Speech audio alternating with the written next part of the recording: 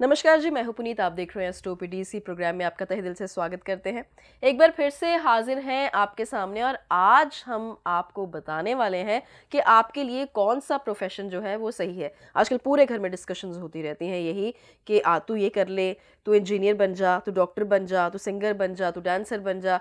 मतलब अलग अलग तरीके के अलग अलग ऐसे मोड चले होते हैं। कोई कुछ कह रहा है, कोई कुछ कह रहा है, लेकिन सही में कौन सा प्रोफेशन होना चाहिए? एक तो वो जो आपका दिल कह रहा है उसको तो मानना है, लेकिन क्या ज्योतिष के हिसाब से जो आपका दिल कह रहा है वो सही है, ये जानना बहुत ज़्यादा ज़रूरी है। तो आज का ये जो एपिसोड है यही आपको बताएगा। अपॉइंटमेंट नंबर्स आपके लिए, गुड लक रिपोर्ट आपके लिए, टिप ऑफ द डे आपके लिए, सब कुछ होगा इसी एपिसोड में। पहले स्वागत कर लेते हैं। बहुत बहुत स्वागत है सुनील जी। नमस्कार पुनीत जी। नमस्कार जी। सुनील जी, बहुत आजकल टॉक ऑफ द टाउन कहते हैं ना जिसको, टॉक ऑफ द होम्स है ये, कि किस तरह से बच्चे को आगे बच्चा उस प्रोफेशन में जाए जिसमें ढेर सारा पैसा हो, प्रॉस्पेरिटी हो, बरकत हो। तो बच्चा कुछ और चाहता है, माँ बाप कुछ और चाहते हैं, प्रोफेशन कैसे चूज करें? पुनीत जी, बड़ा महत्वपूर्ण क्वेश्चन है ये, आज बहुत ज़रूरी क्वेश्चन है, क्योंकि आधी से ज़्यादा दुनिया, मैं कहता हूँ कि मैक्सिमम लोग अपने प्रोफेशन से बाहर ही हैं। और मैक्सिमम लोग कोलों की बैल की तरह काम कर रहे हैं, लेकिन सही ट्रैक पे नहीं है। जो प्रोफेशन उनके लिए नहीं है वो वही काम कर रहे हैं। कोई इंजीनियर है तो वो कोई प्रोफेशन कर रहा है, डॉक्टर तक मैंने देखे हैं जो डॉक्टर अपना प्रोफेशन छोड़ के कुछ और कर रहे हैं।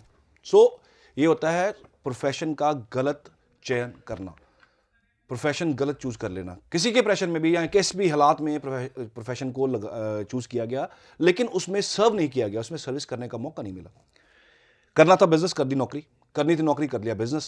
और उसके बाद इंसान घूमता फिरता है, घूमता फिरता ज्योतिषियों के पास जा, इधर जा उधर जा, कि मेरे काम को ठीक कर दीजिए, मुझे नौकरी नहीं लग रही, नौकरी लगवा दीजिए, प्रमोशन नहीं आ रहा, प्रमोशन लगवा दीजिए, मुझे कोई वो बता दीजिए, उपाय बता दीजिए, मुझे कोई नग बता दीजिए, मुझे कोई एस्ट्रोलॉजी का कोई ऐसा रामबाण बता दीजिए जिससे मेरा काम चल पड़े। बेस केवल गलत होता है। कैसे गलत होता है? हम बात करते हैं कुंडली के 3 घरों की, 6, 7 और 10। 6 नंबर सर्विस का घर, 7 नंबर व्यापार का घर, 10म आपका प्रोफेशन। मेन प्रोफेशन क्या होना चाहिए? कुंडली में अगर छठा घर बड़ा मजबूत हो आपका, आप किसी भी ज्योतिषी से एनालिसिस कराइए कि छठा घर मजबूत है या 7वां घर मजबूत है। आपके इंटरेस्ट की बात तो आएगी बाद में, लेकिन पहले चेक करवाइए कि कौन सा घर मजबूत है। कई बार पोटेंशियल जॉब का होता है, लोग व्यापार कर रहे होते हैं। कई बार व्यापार का पोटेंशियल होता है, लोग नौकरी कर रहे होते हैं। सो ये तय करना बड़ा ज़रूरी हो जाता है कि करना क्या है, कामयाबी किस में मिलेगी। और जितने भी लोग कामयाब हुए हैं, वो उसका मोटा मोटा कारण है। ये नहीं कहा जा सकता कि हमने तो कभी कुंडली दिखाई नहीं तो हम तो कामयाब हैं। ये तो बाई चांस आपने वही प्रोफेशन चुना जो आपके लिए बना था, कामयाब हो गए। लेकिन काफ़ी लोगों को परेशानी आती है और लोग परेशान रहते हैं। या ये आज का एपिसोड सभी के लिए है, हर उस व्यापारी वर्ग के लिए, हर उस नौकरी पेशा वर्ग के लिए जो लोग परेशानी में जूझ रहे हैं, समझ नहीं आ रहा नौकरी करें या जॉब करें। तो आज आपका ये क्वेश्चन का आंसर मैं यहाँ देने जा रहा हूँ। थोड़ा टेक्निकली इसको समझाऊंगा, लेकिन ईजी वे से, लेकिन आपको समझ आ जाए।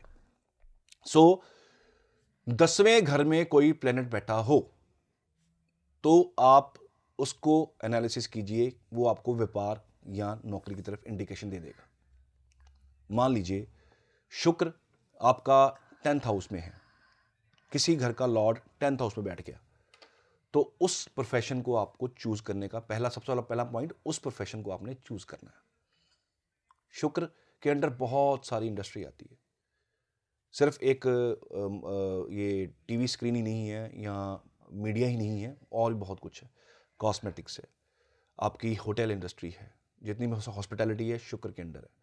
आपके रेस्टोरेंट्स आते हैं, वो शुक्र के अंडर है। सैलून्स आते हैं, जो लोग बहुत जो उनके लुकिंग होते हैं, सैलून्स होते हैं, बहुत हाई फाई जो सैलून्स होते हैं वो उसके अंडर है। डिस्को जो है वो उसके अंदर, शुक्र के अंदर है। लेविश लाइफस्टाइल के साथ बिजनेस करना, वो शुक्र के अंदर है। ब्यूटिफिकेशन, क्योंकि शुक्र ब्यूटिफिकेशन के कारक है, वो शुक्र के अंडर है। सो शनि आ जाएंगे आपके, केमिकल्स का काम, ऑयल का काम, लोहे का काम। आपका शनि के अंदर जितने भी काम आते हैं, लेबर का काम, लेबर कॉन्ट्रैक्टर या किसी भी तरह का सर्विस का काम आप कर सकते हैं। पहले 10वें घर को पहचानिए कि 10वें घर में कौन सा प्लैनेट बैठा हुआ है। अब अपना दोनों में से घर एनालिसिस करवाइए कि कौन सा घर मजबूत है, छठा घर या सतवां घर। अगर छठे घर के planet, suppose for example easy करने के लिए, सपोज कीजिए 4 नंबर लिखा हुआ है आपके छठे घर में, यानी कि कर्क राशि आ रही है आपके छठे भाव में, उसके लॉर्ड अब कौन हो गए? चंद्रमा। अब चंद्रमा क्या डोनेट करेंगे, डिनोट करेंगे? आपका मन और आपका फूड बिजनेस, फूड का काम। अब छठे घर का चंद्रमा बैठा हुआ है आपका किसी भी ऐसे घर में जहां आपको काम करना है, किस तरह आपको आगे लेके जाना है, आपको इंडस्ट्री में रहना है। किस इंडस्ट्री में? आपको किसी रेस्टोरेंट के अंडर एज ए मैनेजर आप काम कर सकते हैं, फूड इंडस्ट्री में, फूड इंडस्ट्री में। ट्रैवल एजेंसी चंद्र के अंडर आती है। तो हालांकि ट्रांसपोर्टेशन अलग है, ट्रांसपोर्टेशन जो है वो शनि के अंडर है, लेकिन ट्रैवल एजेंसी खास करके एयर ट्रैवल्स, रेलवे ट्रैवल्स, ये आपके बस ट्रैवल्स, ये चंद्र के अंडर आते हैं। तो आप उसके अंडर जॉब कर सकते हैं, इस इंडस्ट्री में जॉब कर सकते हैं, एविएशन में जॉब कर सकते हैं, एयरपोर्ट पे जॉब आप ट्राई कीजिए। इसमें आप अपना जो है अपना हाथ आजमाइए, इसमें आप बहुत अच्छे परफॉर्म कर सकते हैं। सपोज कीजिए 4 नंबर राशि आपकी जो है वो छठे भाव में पड़ रही है, उसके लॉर्ड कौन हुए? चंद्रमा। अब चंद्रमा आपके बहुत वेल प्लेस्ड है, वेल प्लेस्ड हो जाएंगे तो आप मान के चलिए कि आप किस इंडस्ट्री में काम करेंगे? As a service. अगर वेल प्लेस्ड हैं तो आप फूड इंडस्ट्री में, ट्रैवल इंडस्ट्री में, एविएशंस में, आप जो ये कैब इंडस्ट्रीज हैं उसके अंदर काम कर सकते हैं। ये एक छोटी सी एग्जांपल है, बहुत बड़ी वाइड इसकी जो है इसकी जो विंग्स हैं बहुत लंबे चौड़े हैं, क्योंकि इसमें बहुत कुछ आता है, वो आप उसमें काम कर सकते हैं। आप फूड इंडस्ट्री के अंदर, रेस्टोरेंट के अंदर, होटल्स के अंदर किसी अच्छे पद के लिए आप अपना जो है कोर्स कर सकते हैं। आप फॉरेन जाके इसी इंडस्ट्री के अंदर आप कनेक्ट हो सकते हैं, जुड़ सकते हैं। अगर आपका सपोज कीजिए यही चंद्रमा 7th हाउस में है, 7th हाउस के राशि जो है वो आपकी 7th हाउस में पड़ रही है, यानी कि 4 नंबर 7वें भाव में लिखा हुआ है, और चंद्रमा वेल प्लेस्ड है, तो आपको व्यापार, इसी चीज का व्यापार आपको खुद अपने पैसों से आप कर सकते हैं। खाने पीने का काम, ट्रैवल एजेंसी, घूमने फिरने का काम, आपका ये जो सी रूट के काम होते हैं वो आप, इंपोर्ट एक्सपोर्ट का काम, ये आप कर सकते हैं, खुद का काम। छठे घर में अगर ये कनेक्शन अच्छा बन रहा है तो आप उस इंडस्ट्री में जॉब कर सकते हैं, जॉब करें। अगर 7वें घर में ये योग बन रहा है अच्छा वाला, कोई भी प्लेनेट अगर आपका छठे घर में बहुत वेल प्लेस्ड है, किसी ज्योतिषी से एनालिसिस करवा सकते हैं अगर आपको खुद समझ नहीं आता। छठे घर का प्लेनेट बहुत कंफर्टेबल है, बहुत अच्छा बना हुआ है, बहुत अच्छे वो वेल परफॉर्म्ड है, वेल प्लेस्ड है, वो सब कुछ उसका एवरी एस्पेक्ट से वो अच्छा है, तो आप नौकरी में जाइए और फर्स्ट क्लास नौकरी आपको मिलेगी, डेफिनेटली मिलेगी। अगर यही आपका 7th हाउस में बन रहा है, 7th हाउस के अंदर आप 7th हाउस का व्यापार कर सकते हैं इसी इंडस्ट्री को लेके, मून के अंदर जो इंडस्ट्रीज आती हैं उसको लेके। अगर शनि आपके छठे भाव में है, छठे घर का शनि सर्विस के लिए इंडिकेशन देता है। अगर मालिक है उस घर के, 10 नंबर लिखा है वहां पे 6 नंबर लिखा है, वहां पे आपका 11 नंबर लिखा है, बुध और शनि दोनों के घर यहां पढ़ रहे हैं, वो बहुत अच्छे प्लेस्ड हैं, तो आपको नौकरी करनी चाहिए इसी इंडस्ट्री के अंदर। फाइनेंस के अंदर बुध की बात करूं तो फाइनेंस के अंडर, पैसे की जितने भी फाइनेंस की लाइंस हैं उसके अंडर आप काम कर सकते हैं। बैंक्स के अंदर आप काम कर सकते हैं, जॉब कर सकते हैं। जो इंडस्ट्री पैसे के लेन देन में डील करती है उस इंडस्ट्री के अंदर आप काम कर सकते हैं, सीए कर सकते हैं और खुद की प्रैक्टिस भी कर सकते हैं। ये बिजनेस नहीं है, ये व्यापार नहीं है। जो हम कंसल्टेशन दे रहे हैं ये व्यापार नहीं है, पहले कुछ भी डिफ्रेंशिएट कीजिए। व्यापार वो है कि आपने पैसा लगा के माल अंदर डाला, माल डाल के वो आपने बेचना शुरू किया, या कोई भी आप इंडस्ट्री का सामान बेच रहे हैं, दैट इज कॉल्ड बिजनेस। ये जो कंसल्टेंसीज होती हैं, जो सर्विसेज होती हैं, सीए की हो गई, एडवोकेसी की हो गई, डॉक्टर की हो गई, एस्ट्रोलॉजर की हो गई, ये सर्विस इंडस्ट्री में ही आता है। छठा अगर मजबूत हो, अगर उसका जो राशि स्वामी बहुत ज़्यादा वेल प्लेस्ड हो, अच्छा बैठा हो, तो आप सर्विस इंडस्ट्री के साथ ही जुड़िए। अगर यही पोजीशन 7वें घर में बन जाए, वेल प्लेस्ड हो, 7वें घर का लॉर्ड, उसका मालिक बहुत अच्छी जगह लेके बैठा हो, केंद्र में हो, वेल प्लेस्ड हो, उच्च का हो, तो व्यापार में जाइए। जब आप ये चीज चेक करवा के नहीं करते हैं या कोई भी नहीं करता है तो वो फिर परेशान होता है, वो धक्के खाता है, क्योंकि 10th हाउस के डोमेन को हमने नहीं पहचाना कि उसके अंदर कौन बैठा हुआ था, उसको कौन सा ग्रह देख रहा था। अब एक क्वेश्चन उठ के आएगा कि सर अगर 10वां घर खाली हो, वहां कोई प्लेनेट ना बैठा हो, तो आप देखिए किस प्लेनेट की उसके ऊपर दृष्टि है, डायरेक्ट दृष्टि। जो वहां पे प्लेनेट दृष्टि दे रहा हो वो डोमेन आप चूज कर सकते हैं, उसको आप अपना सकते हैं। अगर आप इस तरह तरीके से अपना प्रोफेशन चूज़ करते हैं तो डेफिनेटली आपको कामयाबी से कोई नहीं रोक सकता। यहाँ ही गलती हो जाती है दरअसल। जब यहाँ पे गलती होती है तो एक बार ट्रैक भटक गया सो भटक गया। एक बार 50 लाख रुपया बिजनेस में लगा दिया, व्यापार के योग नहीं थे, नौकरी के योग थे, 50 लाख रुपया 1 करोड़ रुपया बिजनेस में लगा दिया तो वो पैसा खराब हो जाता है। फिर लोग कर्जे के नीचे आते हैं। छठा अगर एक्टिव होता है कर्जे के नीचे आते हैं। और ये कर्जा फिर आपको भी पता है, मुझे भी पता है, सबको पता है कि कर्जा किस तरह तंग करता है। लोन लेना बहुत आसान है, रीपेमेंट सबसे मुश्किल होती है। रीपेमेंट में जान निकल जाती है। वो एक छोटी सी बात है, मैं हंसता हूँ कई बार, किटी डालनी बहुत आसान है। जब किटी डाल के पैसे आने होते हैं, पैसे आने तक तो बहुत इंटरेस्ट होता है और हम टाइमली टू टाइमली अपनी किटी के जो अमाउंट मिली होती है वो हम भेजते हैं। पुनीत जी आप भी मानते होंगे इस चीज़ को कि जब किटी आपकी निकली ना हो तब तक तो आपको बहुत क्रेज होता है। आप बच्चे को भेजोगे, आप जा किटी पकड़ा के आ, द मोमेंट आपकी किटी निकल गई उससे नेक्स्ट तो आपका इंटरेस्ट ही खत्म हो जाएगा कि भैया दे देंगे कोई बात नहीं, क्योंकि मेरी निकल चुकी है। सो यही चीज़ सिंपली मैं समझाने की कोशिश कर रहा हूं कि इंटरेस्ट किस में आएगा, जो आपका खुद का डोमेन होगा, जो आपका खुद का व्यवसाय होगा, जो आपका खुद का नौकरी का रास्ता होगा, उस पर आप काम कीजिए, उस पैटर्न पे चलिए। जो रास्ता आपके लिए बना है उस पर चलेंगे तो मजा आएगा, तो इंटरेस्ट आएगा। कई बार बच्चे छोटे होते हैं, आपने देखा होगा कि वो क्या क्या करते हैं कि खिलौनों को खोल देते हैं, खोल के उसको फिर रीअसेंबल कर देते हैं। असेंबल करने के बाद उसको फिर वैसे की तरह वैसे बना देते हैं जैसे वो पहले था। ये टैलेंट होता है बच्चे के अंदर, जो कई बार पेरेंट्स या हम लोग पहचान नहीं पाते। असल में वो टैलेंट कुछ और दिखा रहा है और हम उसको धक्का लगा रहे हैं, भैया डॉक्टर बनना पड़ेगा, भैया सीए ही करनी है। सीए का चाहे उसको सी भी समझना है लेकिन करनी सीए ही है। और कई बार लोग ऐसे काम करने के बाद, कंप्लीट करने के बाद भी उस लाइन में नहीं काम करते, वो काम कुछ और कर रहे होते हैं। जितने लोग मैक्सिमम फॉरेन में गए हुए हैं वो मान के चलिए कि अपनी फील्ड में काम नहीं कर रहे, वो कहीं और ही फील्ड में काम कर रहे हैं, क्योंकि डोमेन स्लेवरी काम करना पड़ता है, स्लेवरी, और पैसा भी उस लेवल का नहीं मिलता जिस लेवल का हम एक्सपेक्ट कर रहे होते हैं। सो सही रास्ता चुनिए, सही डोमेन चुनिए, जो प्रोफेशन आपके लिए लिखा गया है किसी अच्छे दोस्त से कंसल्ट कीजिए, उसे पूछिए और उस पैटर्न पे चलिए। प्लस बच्चे का इंटरेस्ट लीजिए, अपना भी इंटरेस्ट लीजिए कि किस में आप चल सकते हैं। काम कोई छोटा नहीं है, काम कोई बड़ा नहीं है, शर्म नहीं होनी चाहिए काम के लिए। काम के लिए कोई शर्म नहीं है, सिर्फ एक काम के लिए शर्म है, भीख मांगने के लिए। सिर्फ उसके लिए इंसान को शर्म करनी चाहिए और किसी चीज़ के लिए आपको शर्म नहीं करनी चाहिए। किसी भी काम को छोटा मत मानिए।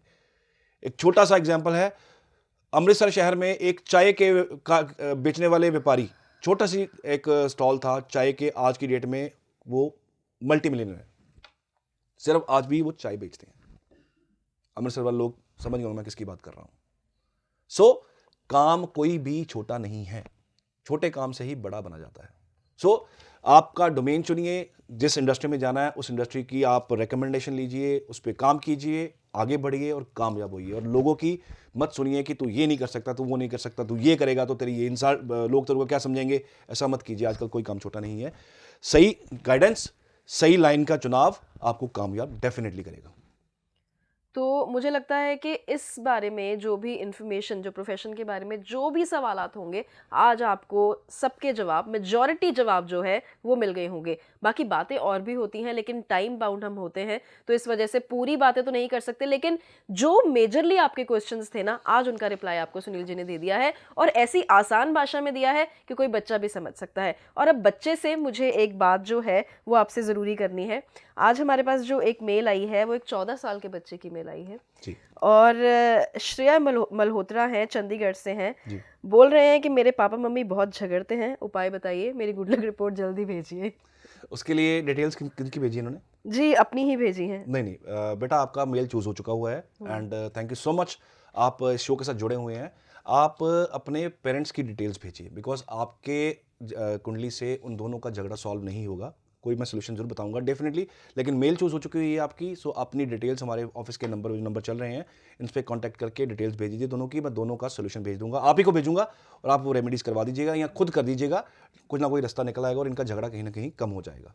तो आज जो टिप भी मैं अपनी मर्जी से लेती हूँ, वो जी। टिप ये है कि जिन घरों में बहुत झगड़े होते हैं, किसी में भी आपस में होते हैं, उनको क्या करना चाहिए जो सभी कर सके उपाय? पुनीत जी कहूँगा तो मैं ये कि झगड़ा करना नहीं चाहिए। इसका कोई इसका सबसे बड़ी सोल्यूशन यही है कि झगड़ा करना नहीं चाहिए, बट ये चीज़ हमारे कंट्रोल में नहीं है। जोक्स अपार्ट, जिनके घर में बहुत झगड़ा है उनका वैसे तो बहुत सारे कारण हैं, लेकिन मोटा मोटा मैं आपको कारण बताऊंगा। एक तो अपने घर का नॉर्थ ईस्ट डायरेक्शन चेक कीजिएगा, ईशान कोण चेक कीजिएगा, वहाँ पे कोई क्लटरिंग डेफिनेटली होगी, नंबर 1। नंबर 2, बेडरूम में मंदिर होंगे क्लेश होगा ही होगा। बेडरूम के अंदर मंदिर बने होंगे, क्लेश होगा ही होगा। आपकी आस्था तो ठीक है, लेकिन प्लेसमेंट गलत है।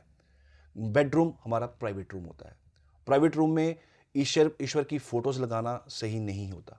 ईश्वर को स्पेशल एक जगह चाहिए, उनके लिए डेडिकेशन से कोई जगह ढूंढिए, नहीं तो छोटे से किसी कारपेंटर को पकड़ के कोई स्पेशल जगह डेडिकेट कीजिए उनको, वहाँ पे इस चीज़ को लेके जाइए। ईशान कोण में वॉशरूम बहुत बड़ा कारण है झगड़े क्लेश का। आपका ब्रह्म स्थान, हमेशा घर का हेड ऑफ द फैमिली हमेशा परेशान दिखेगा आपको, हमेशा परेशान, वो चक्कर में ही घूमता रहेगा। सो उसको ठीक कीजिए।